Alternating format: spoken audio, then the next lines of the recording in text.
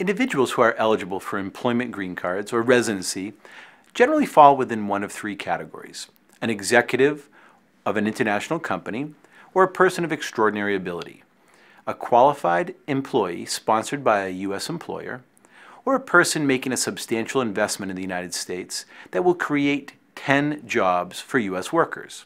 People must have an employer who is willing and financially able to petition for them, meaning the employer is able to pay the prevailing wage of the salary for the position unless the person falls into one of the categories as an owner of a company, an executive, or an alien of extraordinary ability, who do not need to go through the labor certification process.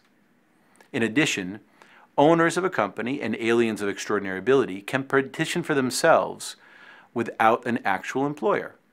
For most employment residency petitions, the labor certification process is generally the first step in obtaining an employment-based green card.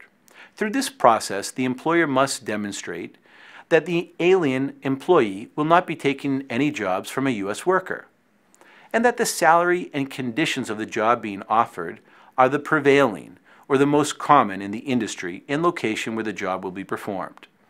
Therefore, will not have a negative impact on the wages or conditions of U.S. workers.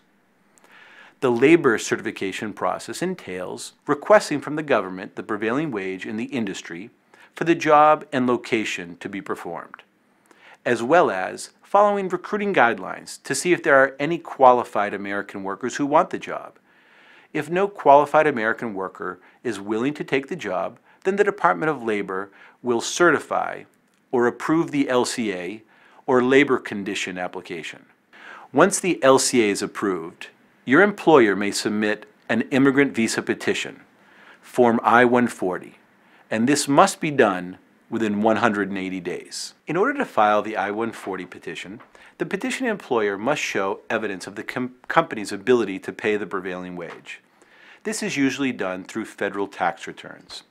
When the priority date of the LCA is current, the employee may file for an adjustment of status. To file for adjustment of status, the employee must meet the eligibility requirements for adjustment, which include being in lawful immigration status at the time the adjustment application is filed and not having violated the terms of his or her non-immigrant visa, or be eligible under the 245I law.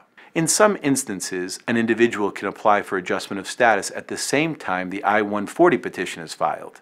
The I-45 will not be adjudicated if the employer's petition I-140 is not approved. If you want help from our employment immigration lawyers in Boston in preparing your residency petition based upon employment, and you are in the Massachusetts or New England area, please contact us at 617-303-0006. And if you need more information, you may find it on our website, FitzGeraldImmigration.com.